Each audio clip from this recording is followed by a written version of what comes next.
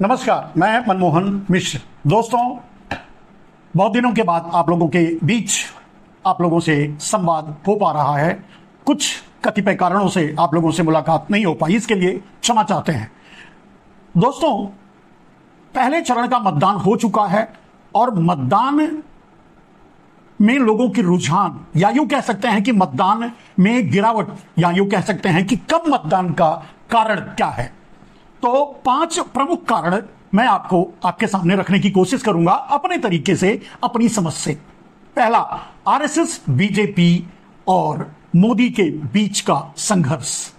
दूसरा, ईवीएम के कारण लोगों में अविश्वास। और तीसरा, खुद नरेंद्र दामोदर दास मोदी। चौथा, आरएसएस का ये एक निर्देश कि भारतीय जनता पार्टी यानी नरेंद्र मोदी यानी गुजरात लाबी को वोट नहीं देना है। और फाइनली पांचवा, नागालैंड, मणिपुर जैसे प्रदेशों का वोट के प्रति उदासीन होना, या नागालैंड, मणिपुर जैसे प्रदेशों की नरेंद्र मोदी सरकार द्वारा की जा रही उपेक्षा, जिसका प्रमुख कारण रहा। ये 5 मेरे दोस्त, अब इस वीडियो में आपको इन 5 कारणों पर सिलसिलेवार प्रकाश डालेंगे। बहुत कम समय में वीडियो अंत तक जरूर देखें। पहला कारण, आरएसएस, बीजेपी और मोदी। आपको पता होगा, मैं कई बार इस बात को बता चुका हूं कि आरएसएस मोदी की गुजरात लॉबी के कारण, मोदी के गुजरातवाद के कारण, मोदी के अडानीवाद के कारण बहुत सख्त नाराज है। और यह नाराजगी बहुत से मौकों पर वो जाहिर भी कर चुका है। दूसरी बात, बीजेपी का बाकी धड़ा, या यूं कह सकते हैं कि ओरिजिनल बीजेपी, या यूं भी कह सकते हैं कि योगी आदित्यनाथ लीडेड बीजेपी, जो सचमुच ओरिजिनल बीजेपी है, वो उनका भी नरेंद्र मोदी के गुजरातवाद, नरेंद्र मोदी की नीतियां, नरेंद्र मोदी के कामों से लोगों में निराशा हुई, जिसके कारण लोग वोट से पीछे हट रहे हैं, वोट देने से पीछे हट रहे हैं, जिसका बहुत बड़ा प्रमुख कारण रहा मतदान में। मेरे दोस्त, कहने का अर्थ यह है कि आरएसएस मोदी की नीतियों से परेशान है, मोदी के गुजरातवाद से परेशान है। बीजेपी मतलब आरएसएस लीडेड बीजेपी मोदी की नीतियों से परेशान है। उधर ओरिजिनल बीजेपी भी, Yogi Adityanath leaded original BJP भी मोदी की नीतियों से परेशान है। मोदी जिस नीति को लागू कर रहे हैं, जिस तरह से देश चला रहे हैं, जिस तरह से मनमानी कर रहे हैं, जिस तरह से देश को लूट करके गुजरात अडानी अंबानी को दे रहे हैं, इस बात से पूरी बीजेपी 3 धड़े में बट चुकी है। और वो सबसे बड़ा कारण रहा वोटिंग के प्रति उदासीन होना। सोच में पड़ गए हैं मतदाता, जो भारतीय जनता पार्टी, आरएसएस और बीजेपी के साथ हैं, मोदी के साथ हैं, वो खुद समझ नहीं पा रहे हैं कि वोट का मतलब क्या है और इसका परिणाम क्या होगा, जब सब कुछ लूट कर अडानी को ही देना है। दूसरा मुद्दा, मेरे दोस्त, ईवीएम पर अब किसी को भरोसा नहीं रहा। ईवीएम पर सवाल उठे, ईवीएम को लेकर के पूरे देश में आंदोलन हुआ, लोग बाहर निकले, लगातार आंदोलन करते रहे, अदालतों के दरवाजे खटखटाए, सब जगह से बहुत अच्छा और पॉजिटिव रिजल्ट नहीं आया। सुप्रीम कोर्ट में भी जो केस था, कम से कम वीवीपैट और ईवीएम का मिलान करने वाला रिजल्ट भी अभी नहीं आया, या फोल्ड करके रखा गया है। अगर ऐसा हो गया होता तो पहले चरण के मतदान में इतनी उदासीनता नहीं होती। मैंने कहा, सभी कारण प्रमुख हैं, सभी मुख्य कारण हैं, लेकिन ईवीएम एक बहुत बड़ा फैक्टर है। लोगों का वोट से ही विश्वास उठ जाना, लोकतंत्र से ही विश्वास उठ जाना, उनका सोचना है, मतलब मतदाताओं का सोचना है कि वो जिसे वोट दे रहे हैं उस तक पहुंचेगा या नहीं, जिसे वोट करेंगे वो जीतेगा या नहीं, हम जिसे वोट दे रहे हैं वो कहां जाएगा, किसके पास जाएगा। जब ये अविश्वास लोगों के मन में घर कर चुका है, तो वो वोट देने से ही पीछे हट रहे हैं। ये दूसरा बहुत बड़ा कारण है। तीसरा, मोदी अपने आप में एक बहुत बड़े फैक्टर हैं, उनकी नीतियां बहुत बड़ा फैक्टर है लोगों की रुझान को मतदान से दूर रखने का। मेरे दोस्त, मोदी महंगाई पर, गरीबी पर, बेरोजगारी पर, भूखमरी पर, लोगों की, किसानों की समस्याओं पर, लोगों की समस्याओं पर, पेट्रोल डीजल की महंगाई पर, या किसी भी तरह से महिलाओं पर हुए अत्याचार पर, मतलब किसी भी तरह से नरेंद्र मोदी जिन मुद्दों को सामने रखकर चुनाव लड़ना चाहिए, जिन मुद्दों का हल निकालना चाहिए था, या जिन मुद्दों को नरेंद्र मोदी रखकर 2014 में चुनाव जीते थे, 2019 में तो अपने 44 सैनिकों को मारकर जीते थे, वो मैटर नहीं रखता, लेकिन 2014 में जिन वादों को करके आए थे उनको पूरा नहीं किए। ये मोदी अपने आप में एक बहुत बड़ा फैक्टर, यानी गुजरात मॉडल एक बहुत बड़ा फैक्टर। नरेंद्र मोदी की नीतियां, अडानी परक नीतियां, गुजराती माफियाओं परक नीतियां, या गुजरातवाद नरेंद्र मोदी के अंदर जो कूट कूट कर भरा है, जो खुलकर सामने आ रहा है, इसके कारण मोदी एक बहुत बड़े फैक्टर बने। लोगों के मन में वोट से ही, मतलब वोट के प्रति ही विश्वास ही नहीं रहा, लोग वोट देने से दूर हट गए, दूर हट रहे हैं।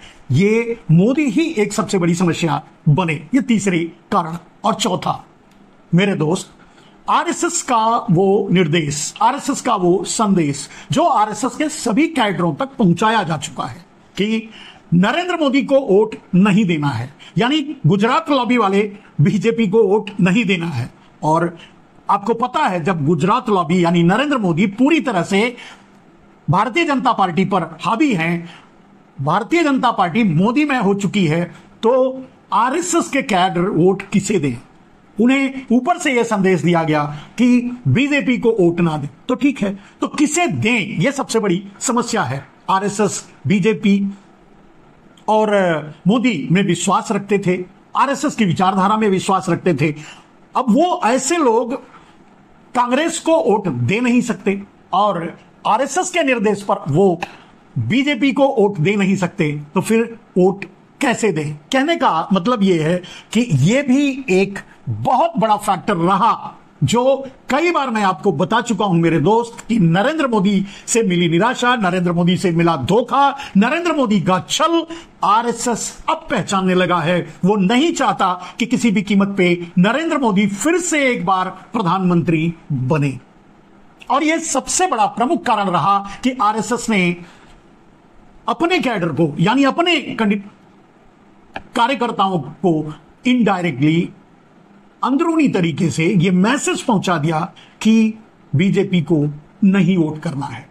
और वो सबसे बड़ा प्रमुख कारण बना वोट के, मतदान के गिरने का। यह बाद में जब एनालिसिस होगा, बाद में जब रिजल्ट आ जाएगा, जब स्टेट वाइज, कॉन्स्टिट्यूएंसी वाइज, जब लोग सिफोलॉजिस्ट इसका ब्यौरा रखेंगे आपके सामने, तब आपको भी समझ में आएगा जो मैं ये बात कह रहा हूं। जहां आरएसएस का वर्चस्व होगा, जहां आरएसएस के वोटर ज्यादा होंगे, कैडर ज्यादा होंगे, वहां वोट बहुत गिरा है, वहां मतदान बहुत कम हुआ है। तब आपको समझ में आ जाएगा, मेरी बात याद आएगी और समझ में भी आ जाएगा कि मैंने जो कहा था वो कितना सही है। यानी ये बहुत बड़ा फैक्टर है, क्योंकि मतदाता खुद कंफ्यूज्ड है। अगर मतदाता को यह कहा गया है, अपने कैडरों को आरएसएस ने यह कहा कि नरेंद्र मोदी को वोट नहीं करना, बीजेपी को वोट नहीं करना, क्योंकि उन्हें नरेंद्र मोदी पर भरोसा नहीं रहा, तो फिर वो किसे वोट करे? कांग्रेस को कर नहीं सकते। उनको यह निर्देश नहीं था कि आप कांग्रेस को वोट करो, इसके लिए वो वोट से ही पीछे हटे हैं। इसका नुकसान किसको होगा? यह तो निश्चित है कि इसका नुकसान सीधे नरेंद्र मोदी को होगा, यानी बीजेपी को होगा, यानी गुजरात लॉबी को होगा, यानी भारतीय जनता पार्टी को होगा। लेकिन इसमें वोटरों का क्या दोष है मेरे दोस्त? क्योंकि परिस्थितियां इस तरह से बना दी गई हैं, नरेंद्र मोदी सरकार इस तरह से चला रहे हैं कि हर कोई अविश्वास से भर चुका है। किसी को भी नरेंद्र मोदी पर भरोसा नहीं रहा, विश्वास नहीं रहा, चाहे वो आरएसएस हो, चाहे बीजेपी खुद हो। गुजरात लॉबी को छोड़ करके नरेंद्र मोदी पर अब कोई विश्वास करने के लिए तैयार नहीं है, तो फिर वोट वो कहां दे? और यह सबसे बड़ा प्रमुख कारण रहा जिसके कारण वोट प्रतिशत गिरा, कम मतदान हुआ। मेरे दोस्त, सभी कारण प्रमुख हैं, उनमें से यह भी एक बहुत बड़ा प्रमुख कारण रहा। पांचवा मुद्दा मेरे दोस्त, पांचवा कारण जो रहा मतदान कम होने का, कम मतदान का, वो रहा नागालैंड, मिजोरम और ऐसे प्रदेश जो नरेंद्र मोदी द्वारा पूरी तरह से उपेक्षित हो चुके हैं, या फिर उन प्रदेशों को लूटा जा रहा है, लूट कर अडानी अंबानियों को दिया जा रहा है, या उनके हितों की रक्षा के लिए सरकार सुनने के लिए तैयार नहीं है, या उनके बारे में कोई सुनवाई नहीं है नरेंद्र मोदी की सरकार में, नरेंद्र मोदी की विचारधारा में, नरेंद्र मोदी के नेतृत्व में, या नरेंद्र मोदी खुद उनका एक शब्द भी सुनने के लिए तैयार नहीं है। यहां तक कि आपने सुना होगा सोशल मीडिया के द्वारा, गोदी मीडिया तो आपको बताएगा नहीं, सोशल मीडिया के द्वारा आपको पता हुआ होगा कि कुछ राज्यों में जहां की जिले के जिले में वोटर शून्य, मतलब मतदान ही शून्य हो गया। अब आप सोच सकते हैं कितनी उदासीनता वोट के प्रति लोगों में भर चुकी है। सिर्फ यही नहीं, पूरा का पूरा अविश्वास भर चुका, यहां तक कि अब इसे क्या कहेंगे, इसे मतदान का बहिष्कार कहेंगे। आखिर क्यों? और उसका सबसे प्रमुख, सबसे बड़ा मूल कारण है नरेंद्र मोदी की नीतियां, उनका गुजरातवाद, उनका गुजराती माफियावाद, उनका देश को लूट करके अडानी को पाटना, अडानी को देना, अडानी की झोली भरना, यह सबसे बड़ा प्रमुख कारण है। तो मेरे दोस्त, ये सभी जो कारण रहे हैं पांचों, आपको आपके सामने मैंने रखा, जो अपने सोच और अपने विचार से, अपने रिसर्च से हमने समझने और जानने की कोशिश की, वो आपको भी बताया। आगे भी इसी तरह से मतदान में गिरावट आएगी, और भी गिरावट आ सकती है। यही 5 फैक्टर आगे भी चालू रहेंगे, आगे भी वोट को प्रभावित करते रहेंगे, मतदान को प्रभावित करते रहेंगे, मतदान के प्रतिशत को गिराते रहेंगे, ये सारे 5 कारण।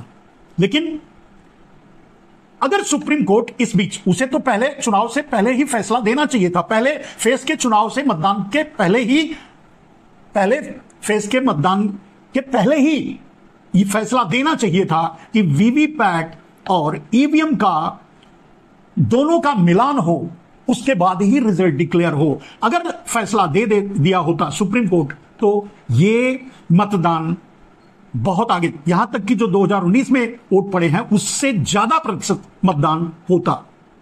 लेकिन इस बीच अब दूसरे चरण का मतदान होने वाला है। अगर इस बीच भी यह फैसला आ गया तो आपको मेरी बात सच लगेगी, आप समझ जाएंगे कुछ परसेंट जरूर बढ़ जाएगा मतदान का प्रतिशत जरूर बढ़ जाएगा, अगर सुप्रीम कोर्ट यह फैसला दे दे कि वीवीपैट और ईवीएम के मिलान के बगैर रिजल्ट डिक्लेयर नहीं किया जाएगा। ये अगर फैसला आया तो मतदान में सुधार होगा, लोगों में मतदान के प्रति रुचि बढ़ेगी, और मतदान का प्रतिशत भी आगे आने वाले फेस में मतदान का प्रतिशत बढ़ेगा। और इस मतदान के गिरावट का, कम मतदान का अगर लबोलू आप देखेंगे, इस मतदान का कम मतदान का रिजल्ट आप देखेंगे, तो सीधा सीधा यह संदेश है कि नरेंद्र दामोदर दास मोदी की राजनीति खत्म। नरेंद्र मोदी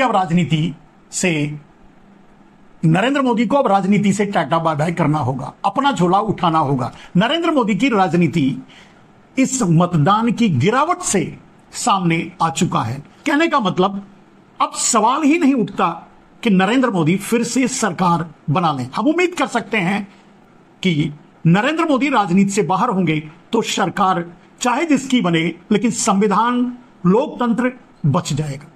आज के लिए बस इतना ही।